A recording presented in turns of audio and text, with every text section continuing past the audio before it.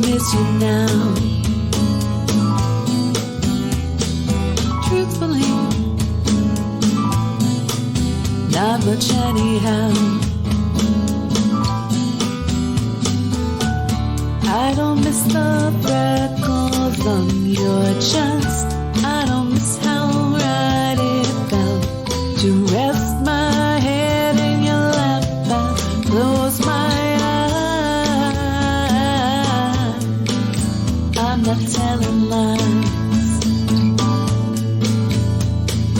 Honestly, I'm not angry now. Truthfully, not much anyhow. I've forgiven every abuse through. I've forgiven every time that you tucked me away and hoped I'd disappear. There's no anger here.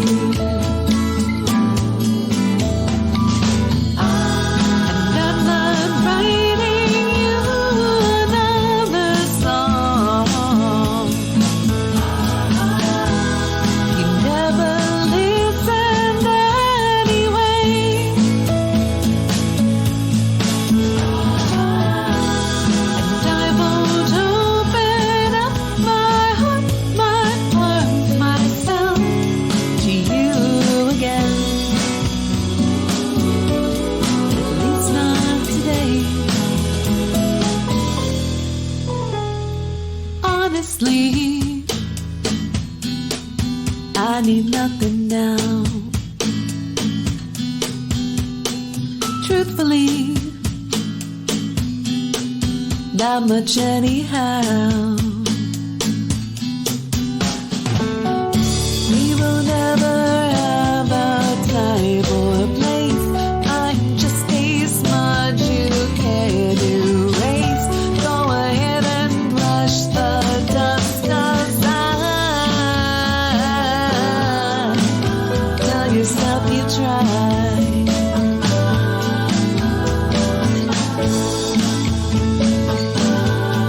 But I'm not telling lies.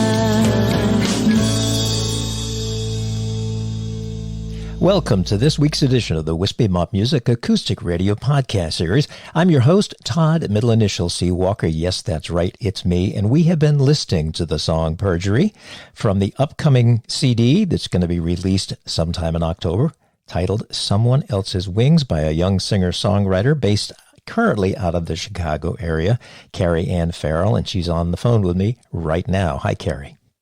Hi, Todd. Thanks for having me. You're most welcome. And from what I understand, unless I misunderstood one of our emails, is you grew up in the Brunswick, Maryland area, did you not?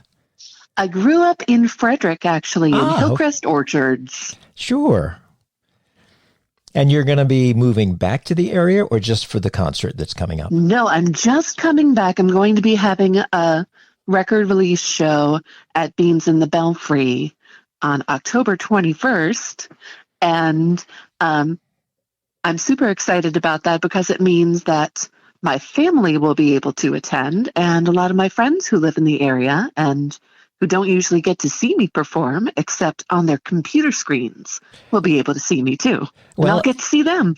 And in the last 2.5 years, because of the COVID virus, most people see each other by YouTube anyway, because for the longest time, of course, venues weren't open. But and I have seen a couple. I saw the one YouTube of you. I guess I didn't realize you were performing at some sort of a venue, and you stopped in mid-song because your husband was outside playing with the dog.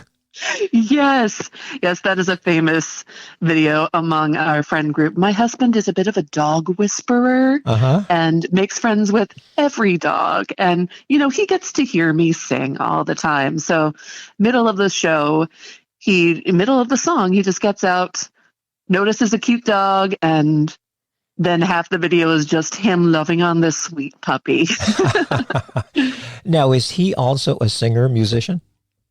He has a wonderful voice, and he is a great violin player. Wow. He doesn't do as much outside of the house as I do, but you should hear him do karaoke. It's an experience. Well, I was a naysayer for karaoke until I saw my brother do it. And we're talking probably 20 years ago now when the karaoke thing just kind of hit. And my younger brother, has a beautiful voice.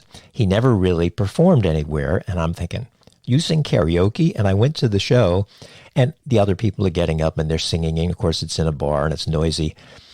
And they introduced my brother and he gets up and the whole room went quiet. And I'm thinking, why is everybody getting quiet? It's because he had such a great voice. And I said to him afterwards, I said, first of all, you're very good, but you're like a statue. You don't move. He says, what? Who says I have to move? I said, well, it's part of the show. So good for him that he does karaoke. Now, do you do duets ever? We have in the past.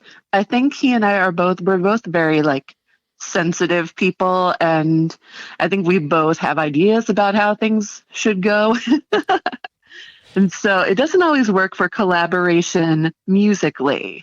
We work very well collaboration-wise as a marriage. We have been together now for 22 years and married for, I just knew how long we were married. A long time.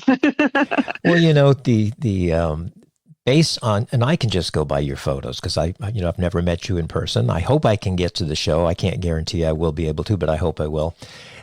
But I assumed you probably were much younger than that based on all your photos. You were a very young look. Thank you. No, I'm actually just a few days shy of 44. Well, you know what? I wish I was 44 again. I really do. I'm excited for 44. My 40s have been pretty amazing, and I've been a fan so far. Well, good. Now, the upcoming CD is titled Someone Else's Wings, and I was going to ask you if your husband was singing on any of the tracks, but based on what you just said, maybe not. No, there is violin. It's actually a friend of mine that I know online, but no, Neil does not appear on the record. Maybe in the future I'll get him to do some singing with me on a recording. Well, I guess you had mentioned in the previous email early this week that the CD isn't quite ready yet because your engineer is having some difficulties. So it's been put on the back shelf. Is it going to be out in time, hopefully? I hope so. Yeah, just, some family things have come up, as things often do when you're coming down to a deadline. Life gets in the way. It does. Just hoping that everything will be all right and hoping that things will still be ready for October 21st. Even if they aren't, I still plan to be at the show and I still plan to sing the songs. Oh, absolutely. And if the rest of the CD is as good as the 3 songs that I've heard, it'll be a wonderful CD. So I look forward to hearing all the other songs. Now, you are known as a singer-songwriter and a multi-instrumentalist, as well as a teacher and an author. And based on some of the songs from what I can find online, you've done, would I be incorrect in saying that you've done a lot of kids' songs? People often assume that since I'm a preschool teacher and a musician, that kids' music would be a natural fit for me. But I try to write a kid's song, and generally it turns out to be a very sad song about attachment theory, or a very sad song about what it means to love kids and have relationships with your students and then say goodbye to them. So the happy wheels on the bus kind of stuff generally doesn't come out when I write. But I love singing with kids. I love introducing them to music. And I just have the best time performing for them, even if I don't always write for them. Now, when you perform for the kids, do you play an ukulele? Do you play your guitar? I do both. When I'm teaching music, I'll often bring the ukulele into the classroom just because it's more portable. And it is harder for the kids to get to. The guitar is big enough and shiny enough with the shiny strings and everything. But the kids, they want to get at it and they want to touch it and be all over it. The ukulele is smaller and I can kind of hold it a little bit closer. The trombone is a totally different story. I had forgotten I'd read somewhere that you play trombone. What instruments do you play? Give me a list of what this multi-instrumentalist plays. Sure. Well, trombone was my first instrument. Then tiny bit of keyboard, guitar. I'm learning bass, ukulele, and melodica as well. Ah.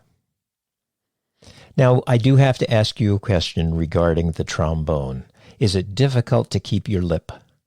People who've never played a trumpet or a trombone have no idea what we mean when we say you have to get your lip in shape. But yeah. Is it difficult? Because I'm assuming you don't play the trombone all the time. You probably pick it up every once in a while, or maybe you do. Oh, no. I actually play trombone a lot. But there was a long period, like right after college until I was like in my late 20s, where I wasn't playing at all. I remember like I could move my hand exactly where it needed to go. And I knew what my lips were supposed to do. It was so frustrating to have that technique but not be in shape. And, I got back into shape and I actually play all the time, probably more than guitar at this point. But that's just because my band has been really busy. So, well, you mentioned band. Now, what type of band is it? All right. So I am a member of a band called Clamor and Lace Noise Brigade, and it is a marching band. It's a glam marching band, which means that we wear super fancy costumes, lots of sequins and lots of glitter. And all the members are people of marginalized genders. So people who identify as women, people who identify as non-binary or gender fluid, gender expansive. Basically no cisgender men because, there's a lot of places for you guys. Now, and so it's fun to have a place where, we can kind of be at the center, and it is just an amazing experience. Now, do you play in like parades and things like that, or do you hold concerts? All of the above. Part of being like identifying as a street marching band is that we're always like looking for places to like bring the music to the people. So we might play a gig and then like do some parading around town and kind of surprise people. Or people might hire us to, we had a gig the other day where we showed up at a thing, played a few songs, and then exited. But we'll also do full concerts and be parts of festivals. There's a whole underground brass band scene that's pretty amazing and is all like, it's a global phenomenon. And, people really respond to brass music and wild costumes and like that kind of excitement in the streets. Well, I must admit that I miss marching bands at football games. Now, they still have them many times in some of the high school, because the high school marching band, when they have good funding, that's still, it's almost like a sport in a way. And they probably rehearse or practice more than the football or whichever team, because you see them out there at 6 a.m. and then you see them out there at 5 and 6 o'clock at night and on weekends and so forth. And I was very tickled. I was watching one of the NFL games. I guess it was the Thursday night game last week, and it was going into halftime, and they had the sportscasters sitting off to the side, and behind them you could see a marching band. You couldn't necessarily hear them because they didn't have the mics. So I was like, wow, they're making a comeback, because as good as whoever Bruce Springsteen or whatever, that just doesn't mix well in my head with a football game. It should be a marching band. I'm kind of a traditionalist in that way. So have you folks ever played in a halftime at a football game? You know what? We have played in a halftime show for roller derby.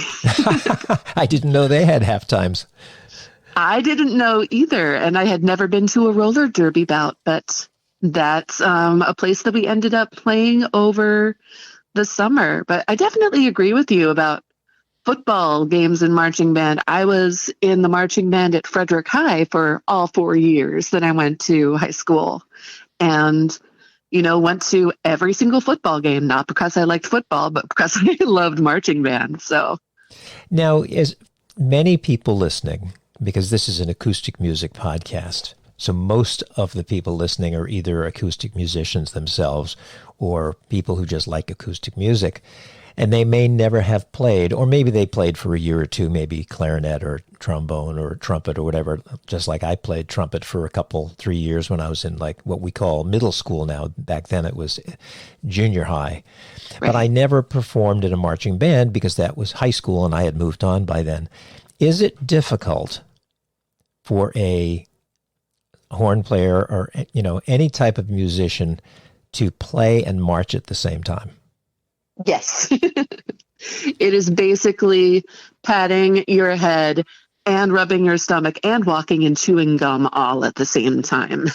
Thus probably why the rehearsals are so often. Yes.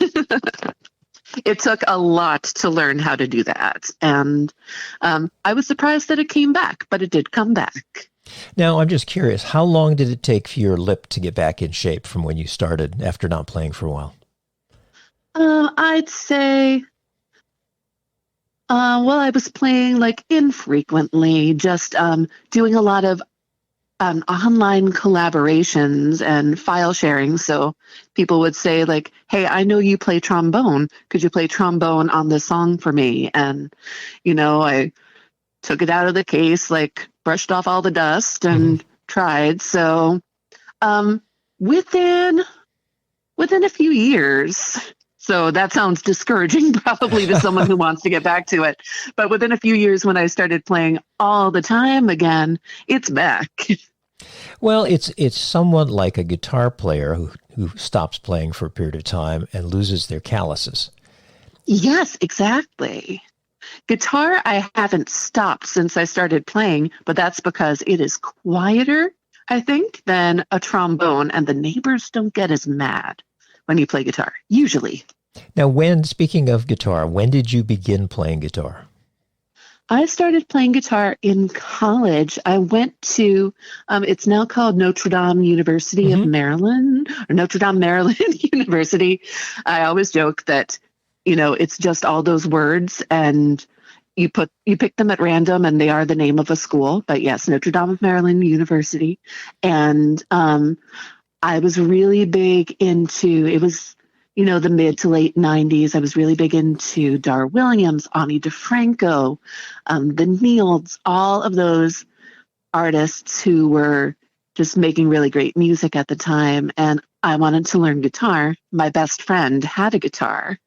She gave me the guitar and I slowly, painfully started, developing those calluses and learning how to move the fingers where they needed to be. And it was hard. It was not intuitive. And I resented that because I like things to be easy. But I loved it. Now, do you Absolutely. remember what guitar that was, what brand and so forth? Oh, my goodness. It was a classical guitar. I remember that. And that's all I remember. Then I got my first guitar that was, mine that I purchased. That was a Fender acoustic. Mm-hmm. And then ever since, for some reason, Takamines seemed to come into my life. Well, in the late 90s through the late 2000s, Takamines, they were huge and still are huge in the country music. I mean, Garth Brooks was a famous one who played Takamine. Many, many, many country players, because they had one of the earlier best amplifications. Basically, their pickup was better than the Ovations were the first ones, and then the Takamines. Mm-hmm. And so many people who played and bought their guitar back in that time frame, just like yourself, still own them, still perform with them. When we do open mics in today's world, we don't see as many Takamines, but they do pop up. If you've got 16 performers, there'll be one or two Takamines in there. Yeah. That makes sense. That seems like what I see generally, too. Yeah. And when did you pick up the ukulele? Ukulele, oh God, along with every other person in the world in the like mid to late 2000s, there was like a ukulele boom, and I'm still not quite sure why that happened, but it looked fun. I liked the idea of picking up something new, and at that point I was living across the street from a music school with a music store, so that was dangerous. If I got it into my head, like, I want to learn to play the ukulele, I just had to walk out the apartment door and there was a whole like room full of ukuleles to choose from. Well, they're highly portable. They're relatively Yes. inexpensive compared to a guitar. You can get you can still buy a custom ukulele in the $1,000 to $2,000 range. I've even seen some in the $3,000 range, but you can get a very good quality ukulele now for $100. Even some, I've played some that are $40, $50 that actually were beyond my expectation. So it is a very, very portable, affordable, especially for a family where young. It's sort of like the recorder when we were in Yes. elementary school, and the local organization here in the Frederick area, FAME, Frederick Acoustic Music Enterprise, actually gave 400 plus ukuleles to the school systems for the kids to learn how to play ukulele.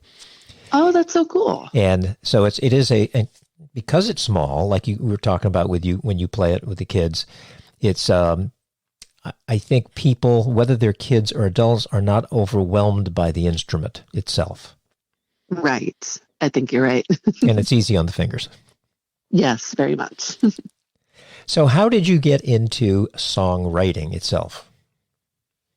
Well, I have always written. I've always been a very avid journaler since I was maybe about 6. I've been keeping a diary since I was 6. Have That you is really? a lot Wow. of, yes, that is a lot of books, a lot of journals in a bookshelf, on a bookcase. But I also always enjoyed singing, and so I would make up songs. And I remember spending an entire afternoon when I was 8 or 9 making up song after song and singing it into my Fisher-Price tape recorder. But I did not really start seriously writing songs until I moved to Chicago, and that music school that was across the street from me, the Old Town School of Folk Music, I took a songwriting class there because I wanted to give it a try. I had, tried to write lyrics, but I hadn't done much in the way of adding music to those lyrics, and I wanted to give myself that challenge. So that was in about 2003, and then I continued taking classes, started going to open mics and showcases and things like that, and pretty much kept going ever since. Now, is the acoustic music scene in the Chicago area a good one, or do you have to search out things like open mics and showcases? I think you have to search things out, but once you find them, they're great. When I first moved to Chicago, I was a little frustrated because it felt like all the good stuff had already happened. Mm-hmm. It felt like, with Steve Goodman and John Prine and Bonnie Kolak and all these people who had been, around in this great acoustic scene in the 70s.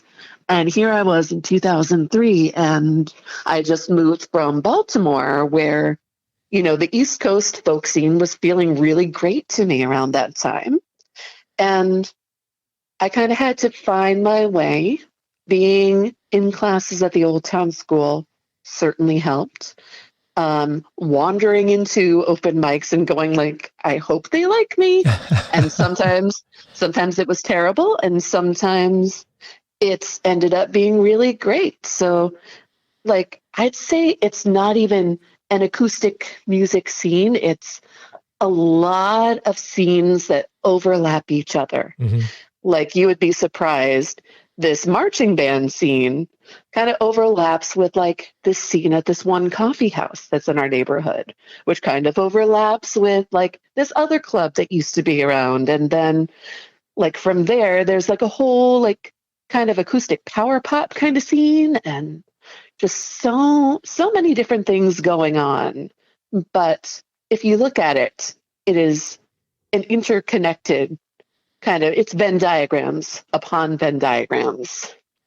Now, the local coffee house you just mentioned, do they still host live music?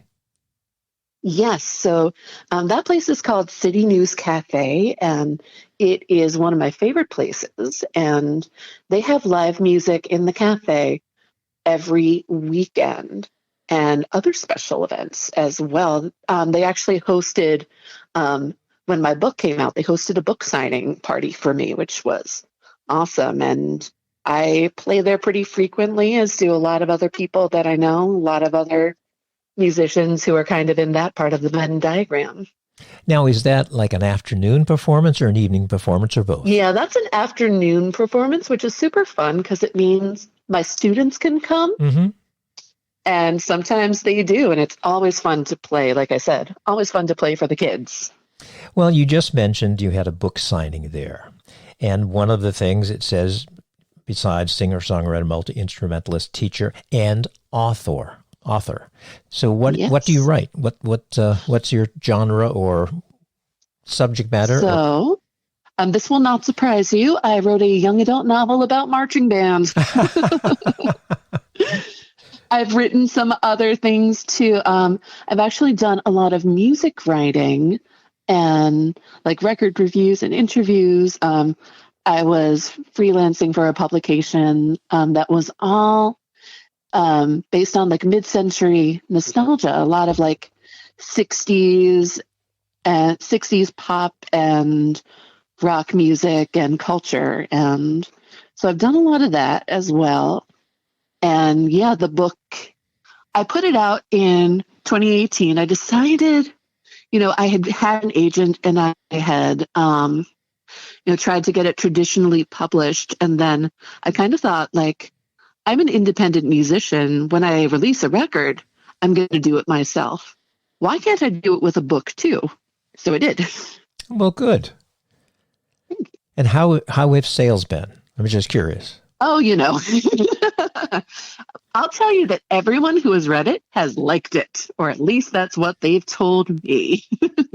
I'm surprised. I still, I'll hear from people sometimes, even people that I have no connection to, who will say, like, I read this book, I really loved it. The characters were believable. It was funny. It was touching. And that's all I wanted. That was my entire purpose for writing and then putting the book out there. I had something that I loved and I wanted to give it to other people. Well, it is heartwarming and like a shot in the arm when someone who is not in our family or our close-knit of friends who enjoys or has positive things to say about a song or something we've written, because yes. we almost expect our friends and family members to like what we do, although some brothers and sisters can be sometimes brutally honest. But it's heartwarming when someone comes up, and so kudos to you that you have people who are saying that. That's wonderful. Thank you. Yeah. Now, once the CD is released, and of course we've got the book out there, how can people purchase either the CD and or the book? How do you go about marketing those? You can get Forward March, that's the name of my book, at pretty much any place you get ebooks. Okay. And I believe you can get print copies as well. You can like Barnes and Noble, Amazon,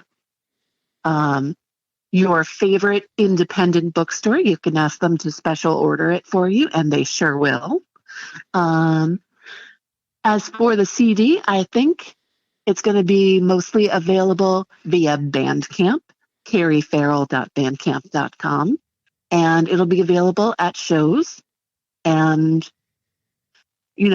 if I need to start leaving it in little free libraries or leaving it on people's doorsteps to get rid of all my copies of the CD, I will do that too. Well, I don't, of course, most of the CDs now, where people don't even have them produced, they do it on downloads, just like you were talking about on Bandcamp Right. or whatever it is. And I prefer personally to have the physical CD. I download it onto my computer so I can listen to it with my headphones on for sure, but I like having that physical copy to refer to, although it's not like an LP, the old albums where you can get lots of words on a nice big square. At least there's something in there, because you don't get that generally when you just download a song. And I like to hear a little bit more or read a little bit more. Backstory is one thing. I love backstories in music. That's one of the reasons I started the podcast, so that people like yourself or like myself, who are acoustic songwriters, can become known other than just for a song or a group of songs. It's the backstory. Same thing with movies. I love the backstories of the actors and the writers and so forth. So that's why I started the podcast. But when you write your songs, how do you come up with the ideas for the song? Like that song, Perjury, that we heard, that we opened up the show. Why didn't you title it Honestly? This is interesting because I wrote it for a Facebook group where it's called Theme Music, and every 2 weeks or so, there's a new theme that you can submit a song for. It can be an original or a cover, something that fits the theme. That week, it had to do with the law. And so it had to be something law related. And I had the song that I'd been playing around with, and I called it Perjury. And that way it was theme appropriate. Well, and that way I was able to finish it, which I had not yet done. Because they gave you a deadline. Yeah, I love deadlines. Yep, I must admit, as much as I don't like them, they do produce results. Right. I must admit, I'll kick and scream and say I don't like them, but yeah, they do produce. Oh yeah. So your song Elena, that we're going to hear in a moment here, was that similar to that Facebook group, or is that written for something else? That was written for something else, but I did end up sharing it in the Facebook group. I wrote that one in a songwriting class at the Old Town School of Folk Music. We were given a prompt, and the prompt was the Salvador Dali painting Woman at the Window, which I had never seen before. It's a beautiful painting. And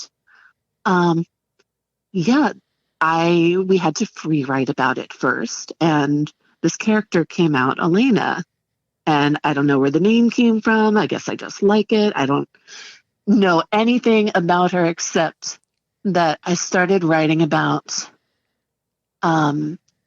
depression, and writing about how sometimes depression is romanticized in this way that, depression is not a romantic and beautiful thing. I have major depressive disorder, and it is not a fun thing. But so the song kind of came out of that, and I'm really happy with the way that it came out. I thought that it was just going to be a song I wrote in class and left there, but it ended up being the first single off the album. Well, because it's on your website, if I'm not mistaken, or somewhere I saw it, and then it was one of the ones you emailed to me in the Dropbox. Yes. Well, let's play it for folks so they can hear it now. Is that okay? All right. Thanks. Yeah.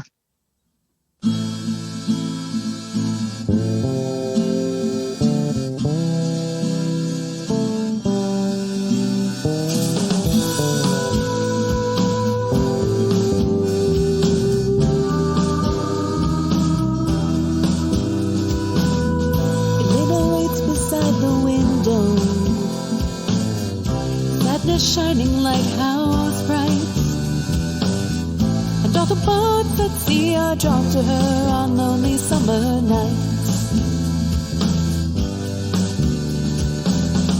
Elena sees into my center, although she doesn't know my name. And with a slightest smile she turns her face, and I am set aflame. Elena, such a shame to brush those tears away. Elena, I would kiss them all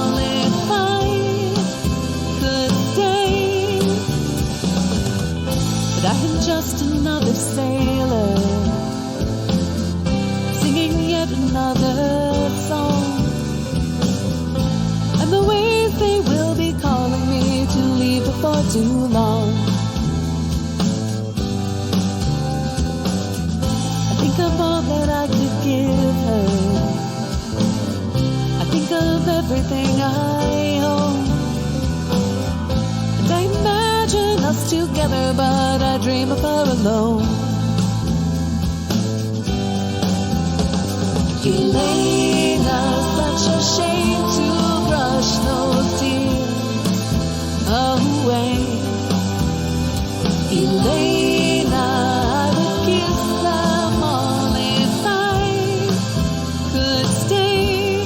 She's close behind the curtain, flattened on the wall, invisible to everyone, unthinkable to all. Tethered to her sorrow by a ribbon of regret, and round the room she spins in an unending pirouette.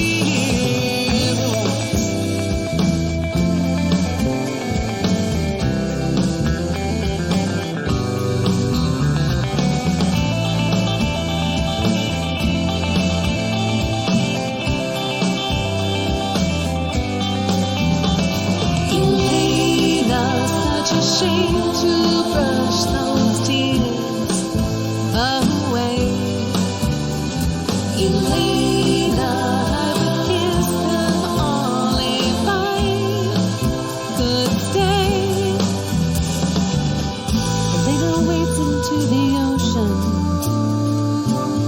Elena curls into a shell.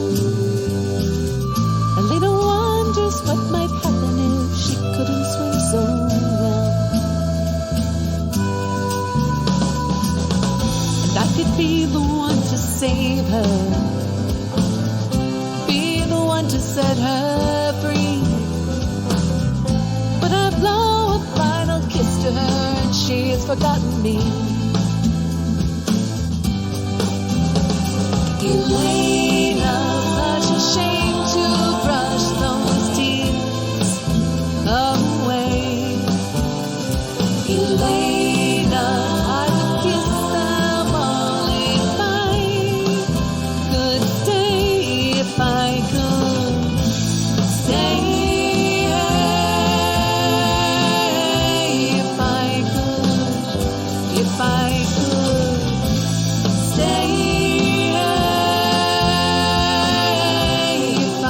could.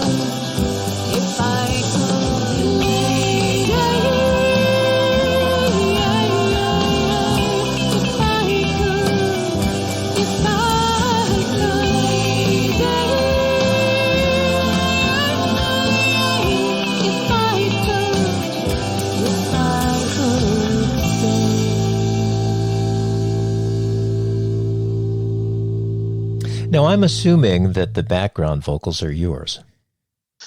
Good guess. I am in the mix. They're also my best friends are singing, and the three of us are able to like make our voices sound pretty similar. So I wanted them on the album, and both of them will also be singing with me, hopefully at the CD release show, because they're Marylanders. That's terrific. Yeah.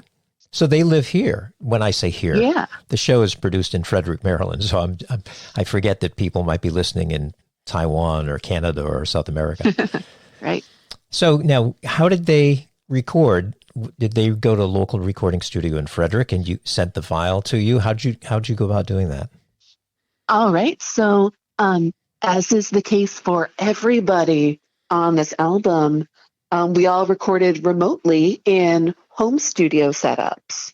And, that could look anything like, kind of a pro setup to I have, someone who has like a little microphone, USB microphone plugged into their laptop. Everybody has different setups and different backgrounds and different skill levels and lives in different places. I think the closest that someone lived who is on the album is someone who lived like a block from me. And the furthest is Sweden. Really? So, yeah. So it was all, a very 2020 2021 kind of creation, but a lot of us had been doing this before the pandemic in that Facebook group I was telling you about. A lot of like long distance collaboration and file sharing, and a lot of us had worked together enough that even though we were far away, it felt very organic, and there was a level of trust that you might not have if you were just starting to do a long distance collaboration with somebody. Now, how did you find someone from Sweden to join you on the CD, on the recordings? All right. That's a funny story. It was actually through a songwriting project. Oh, this is going to date me so terribly. I already said I was 44, but it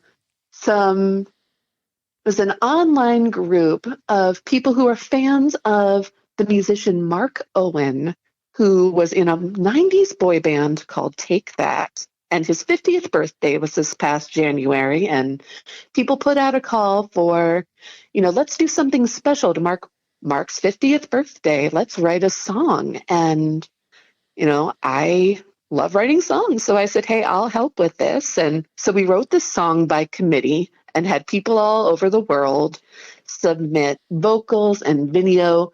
I mixed it all together, and we shared it. He apparently loved it, and other fans wrote and told us how much they enjoyed it too. So again, one of those things where the people that I wanted people to hear the song, and the people who did loved it. So now, is that particular song on YouTube that people could?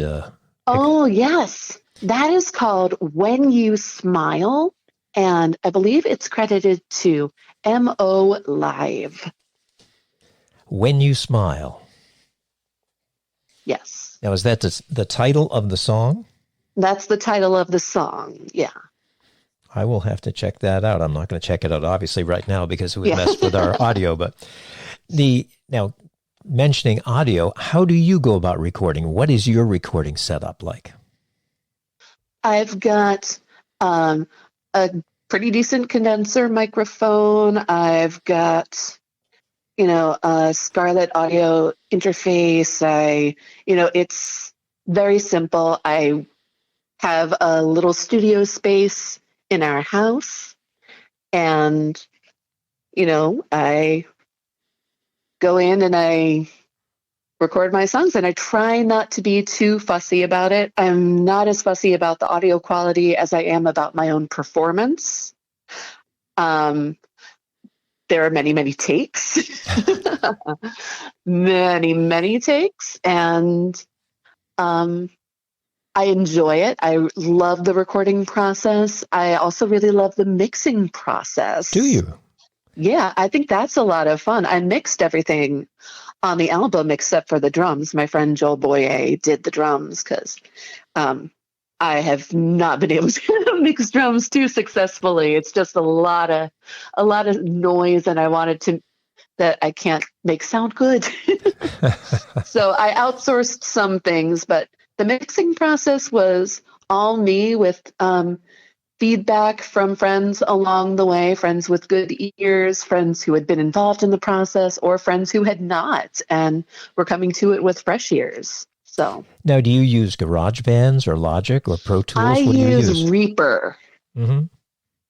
Yeah, I am a big fan of it. It is very powerful, and I only know a fraction of what it can do.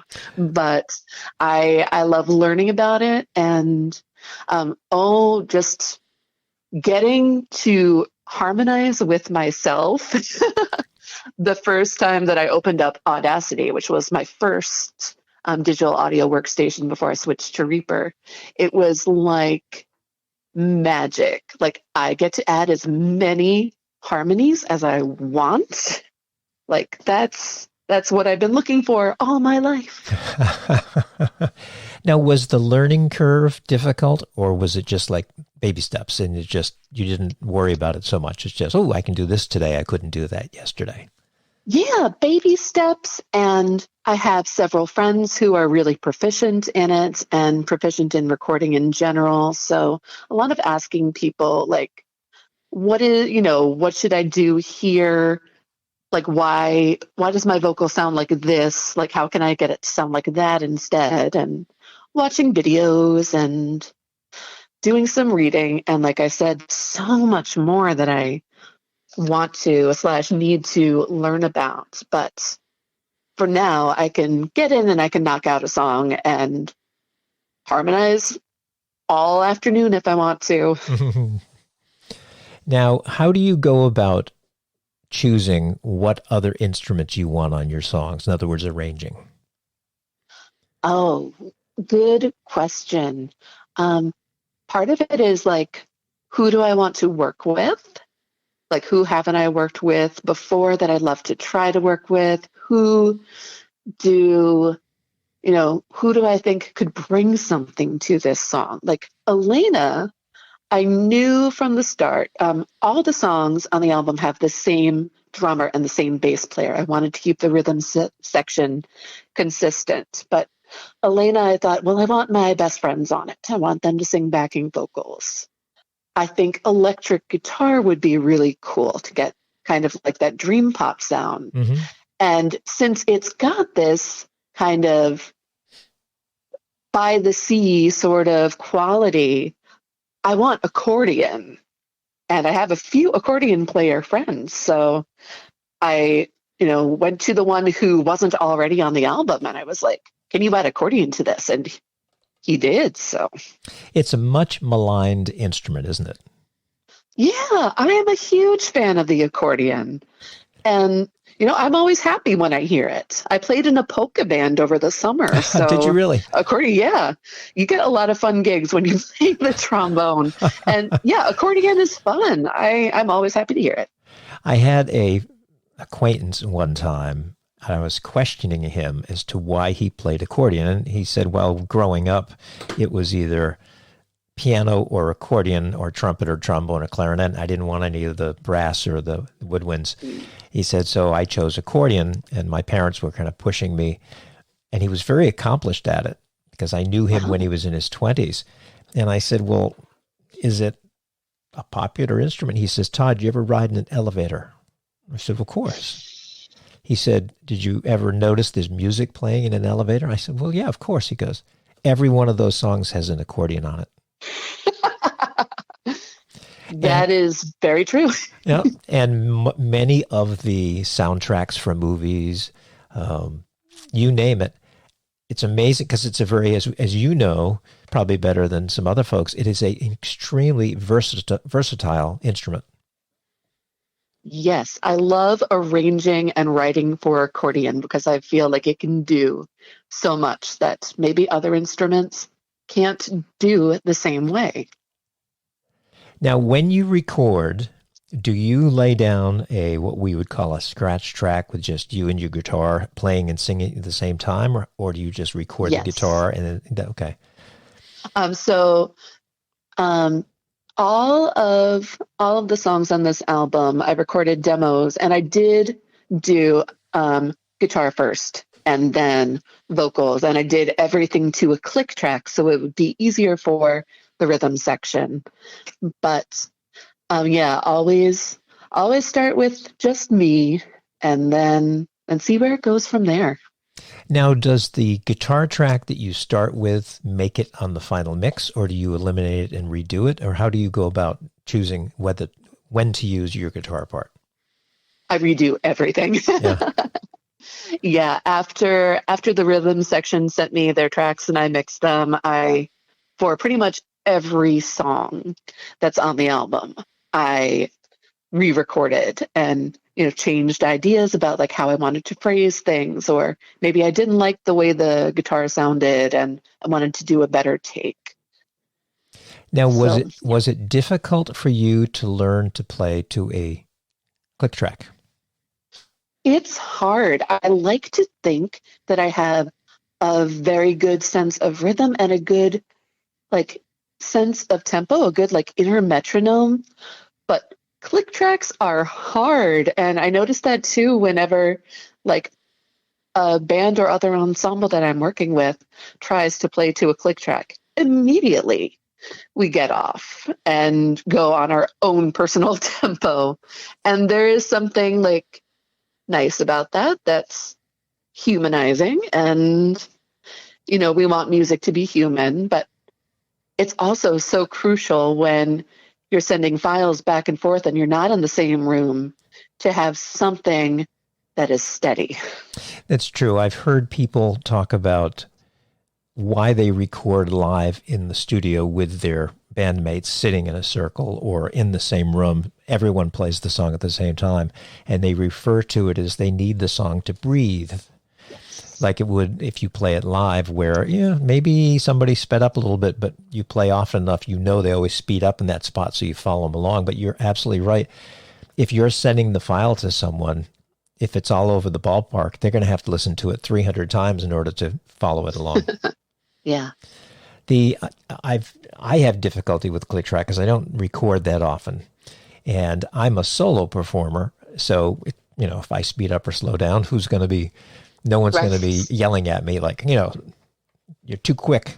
But what I've learned is that the click track and many of the electronic click tracks are that click sound. So I almost want something almost like not a bass drum, but something in a low register. Yeah. Because I can I actually more.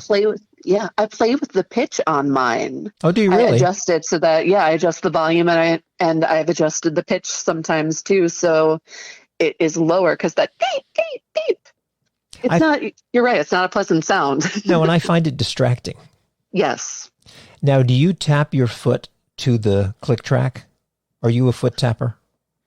As much as people have tried to talk me out of it, I think I've learned how to be an inside the shoe foot tapper. I remember being told to do that like back in middle or high school when I was practicing for performances. Like, you can tap your foot, but it has to be inside your shoe. And I always feel like a little rebellion when I tap the whole foot out, like shoe as well. Like, this is a very transgressive thing to be tapping my entire foot and you can see it. Now, what was their argument as to why they didn't want you to tap your foot? I think the idea was that it would look amateur or that it would be distracting. And, of course I was amateur. I was 12. And I understand the distraction, but I feel like it's one of those things that's not as big of a deal as I was told it was when I was 12. Well, for many blues musicians, acoustic blues especially, the foot tapping is part of the music. Right, yeah. I mean, I'm amazed how many since I'm a guitar player mainly, how many guitar players who play solo can tap their foot in time the entire song. I have to switch from my front part of the foot to my heel because my muscles get tensed. Yeah. And I'm getting better at it because I have a Christmas song that I've been trying to record for many, many years, and we never get farther than 1 or 2 sessions. And the problem the last time was I couldn't stay with the click track. So what I have done over the past year is forced myself to tap to a click track, tap my toe. And now I'm very consistent with it, but I can't do it on every song. That's the funny thing. Yeah. And I'm not always on the downbeat. I might be on the upbeat, but I'm consistent. Okay. So how do you maintain being on the downbeat? Is it just inherent in what you do? I feel like I just feel it. Yeah. I feel like I can find the downbeat wherever it is. Like I said, good sense of rhythm. Bad coordination, which is probably why I never have tried to learn the drums. But good sense. I feel rhythm and am really fascinated by it and love trying to figure out rhythms that are complex. And I think marching band again also helped because you got to be on the downbeat, you got to be marching on all 4 beats. That's and true. your left foot goes down on beat 1 and beat 3, and your right is on 2 and 4. And I will catch myself marching in time to songs like at the grocery store or when I'm walking down the street. Like, of course I'm going to walk in time. That's what you do. You would have done great in boot camp. I would have been terrible in boot camp, but I would have marched in exact time. Well, that's what I meant, really. Yes. Now, switching back to songwriting, when you come up with an idea of for a song, and whether it's by a prompt from one of the the open mics or whatever it is, how do you go about once you have that theme, or do you always work from a theme, or maybe you don't? Maybe you just play the guitar and something pops out. And how do you construct the story, so to speak? All of the above. I wish that I had a consistent answer because I feel like so many songwriters do. But on the album, or even just, other songs I've written in the past, there are songs I've written from prompts, songs I've written because I've been inspired by something I read or something I saw, songs where, like, Perjury started because I wanted to try something in that chord progression. I liked going from the D major to the C major, and I thought, I want to do that in a song. And so I did it a bunch of times in that song. Sometimes I start with music first, sometimes lyrics first, and sometimes I go a very long time just strumming and waiting for things to come out, and waiting to see, like, if words will happen. Now, sometimes I take a progression and I go like, okay, I want to use these chords and see what happens. Like I said, yeah. Now, do you have a specific spot in your house or maybe in your yard that is your songwriting spot? We moved recently. We were from one part of the Chicago area to another. And the exciting thing about having this little house where we live is that I have a studio space that is all my own. And I've been doing a lot of songwriting there. Now, is it easier for you to write in the morning, in the evening, during the day, or does it make a difference? I think morning has been historically really good for me to get free writing done, from which I often get like an idea for where the next verse is going to go, or like, this is a phrase that I want to use. The most recent song that I wrote, which of course is not on the album because it's so recent, I wrote in a park, a very busy park in Chicago, while I was waiting to go to a gig, and the words just came out. I don't often have a song where things just come out magically, but every once in a while. Well, that was going to be my follow-up question was, is there any time frame for your writing? In other words, most of your songs you finish in a week or 2 weeks or whatever, or are they all different? And how long can a song take sometimes? There's a song that I've been working on for about a year now that I still don't think I have 100% figured out what I want to do with it. So maybe by the end of the year. I've written songs as quickly as in a week, and I'd say, oh man, there's one that probably took about 2 years off and on to finish. So every song, like I said, is very, very different. Yeah. The ones that seem to take when you say you've been working on for a long period of time, is it because you're not satisfied with the lyric, or is it a combination of the lyric and maybe the music? The one that I've been working on for the last year, I love the lyric. I have gone back and forth with the musical arrangement. I've played it in alternate tuning. I've played it really fast. I've played it really slow. I've like punked it up.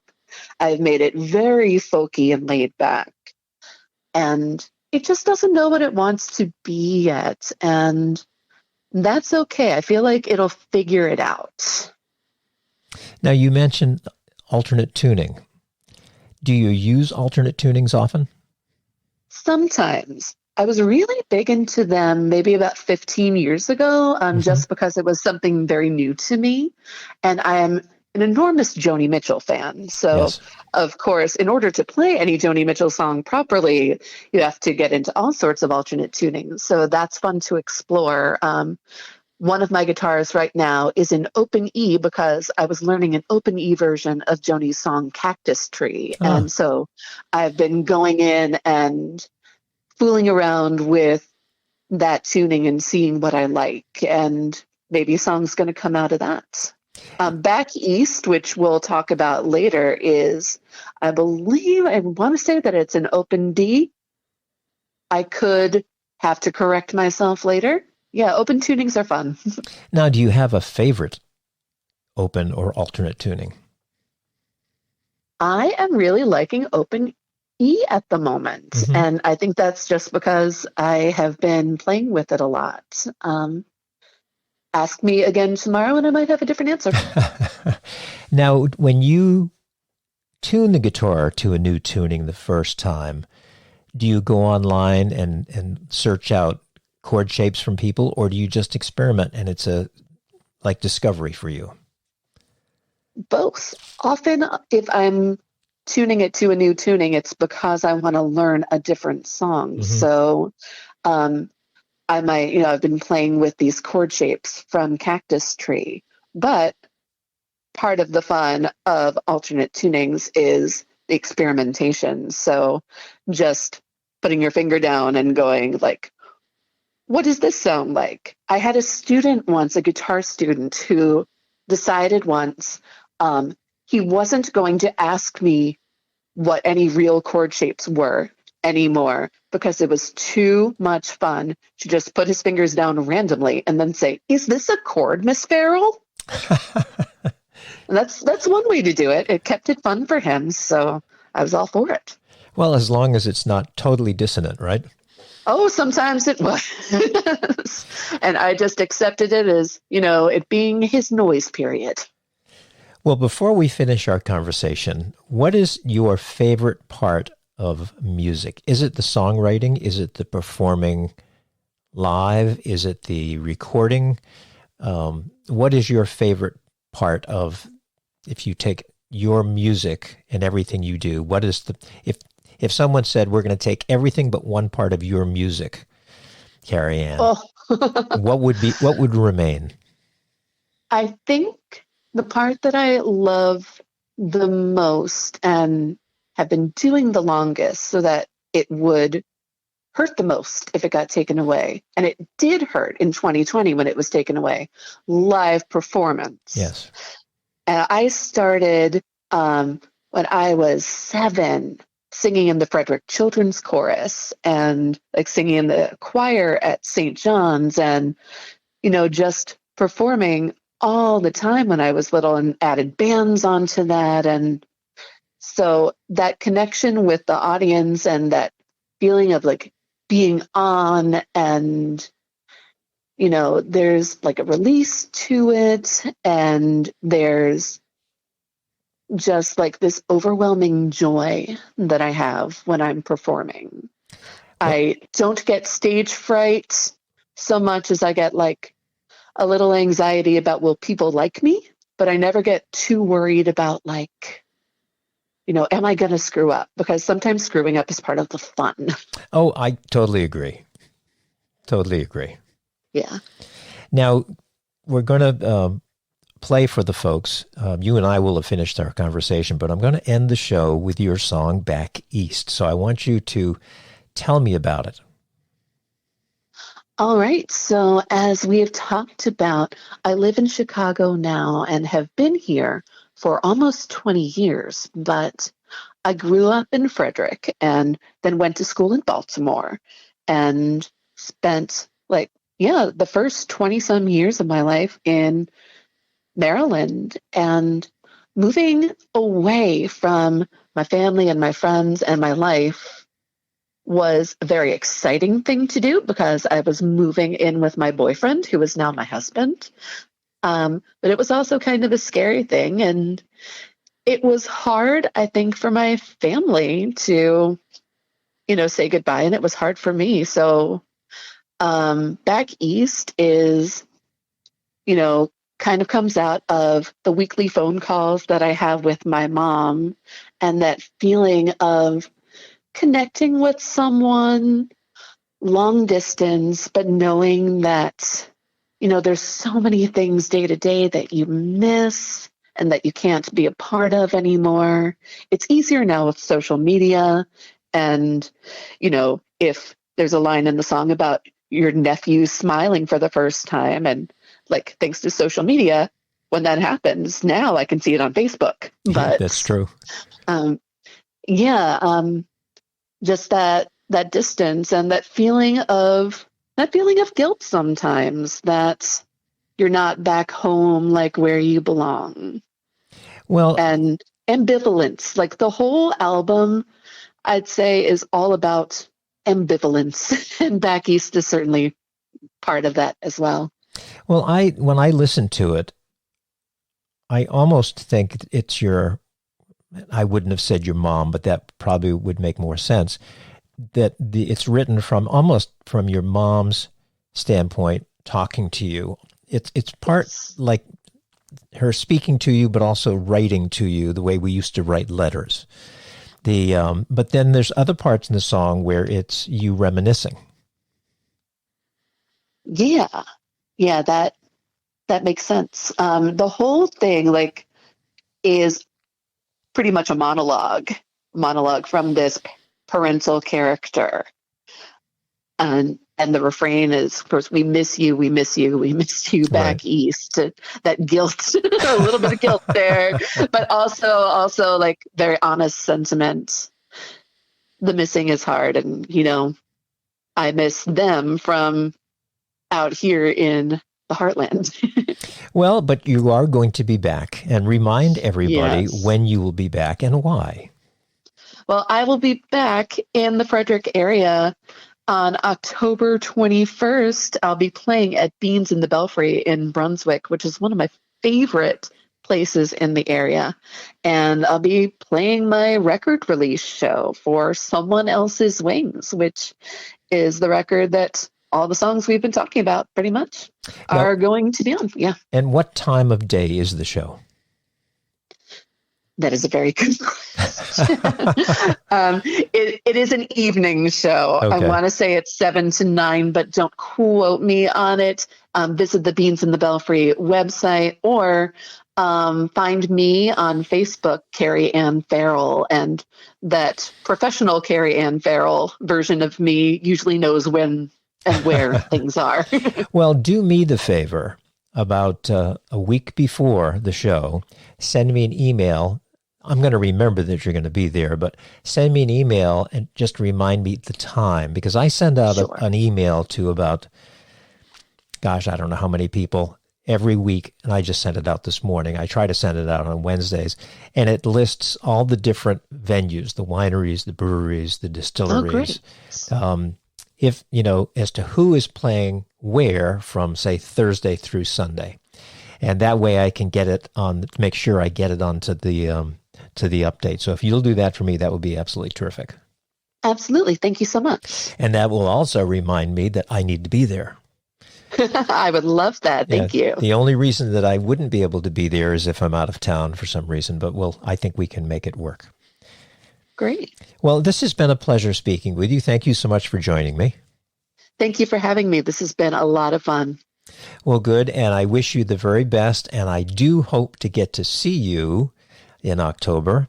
And as I mentioned before we actually hit record, I will be uploading this hopefully this evening. And today is Wednesday, September the 21st. So it's technically the last day of summer, first day of fall, right? Right. Yeah, the equinox. Yeah. So thanks again, Carey. Do you go by Carey or Carey Anne? I go by both. Now, was Carey Anne because of the Hollies song Carey Anne, or is it? Very good question. I love that song. I've actually recorded it. Have you? I have a friend who will often greet me with that song. Actually, several friends who will often greet me with that song. But I'm actually named after my grandmother, whose birth name was Anne Carey. Ah, that's a name for an author. Well, listen, you have a wonderful rest of your day, and I look forward to meeting you in person. Thank you. Thank you so much. Oh, you're welcome. And thanks again for your music. I'm enjoying it. Thank you, and have a good rest of your day. Thanks. Bye-bye now. Bye. Well, that was Carey Anne Farrell, and delightful young lady. And we're going to now listen to her song, Back East, which she just talked about.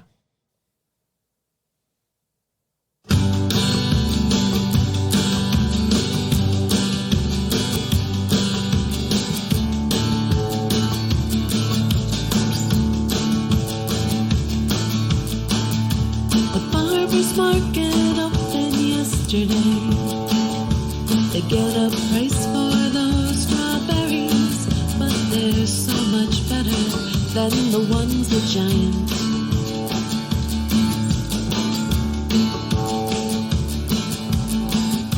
I found a brand new muffin recipe, and I'm freezing some for when you're home for Christmas.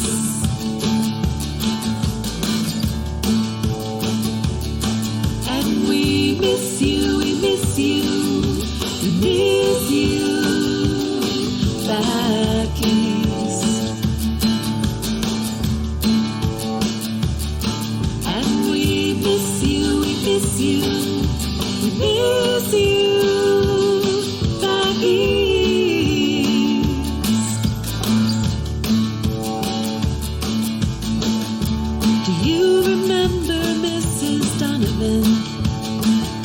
She broke her hip last Sunday, but thank God her kids still live close by enough to help her.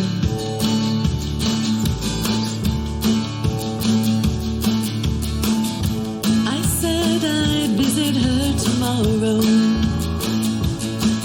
and I think I'll bring a couple muffins with me.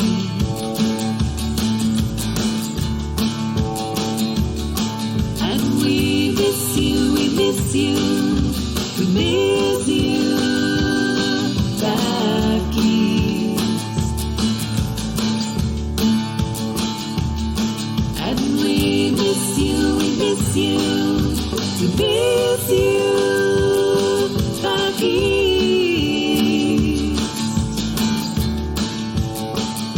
And did I tell you that your nephew started smiling?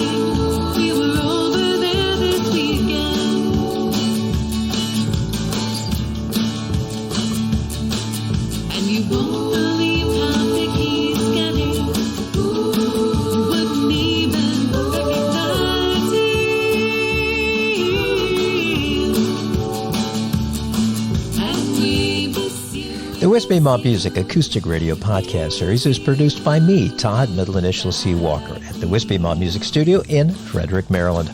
All the music on the podcast is played by permission from the artist. If you're enjoying the series, please feel free to share the link, wispymopmusic.podbean.com, or you can find it on either iTunes or Apple Podcasts. Thanks for listening.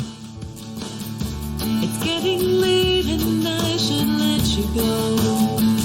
I'm sure you've had another busy week. I hope you got some downtime on the weekend.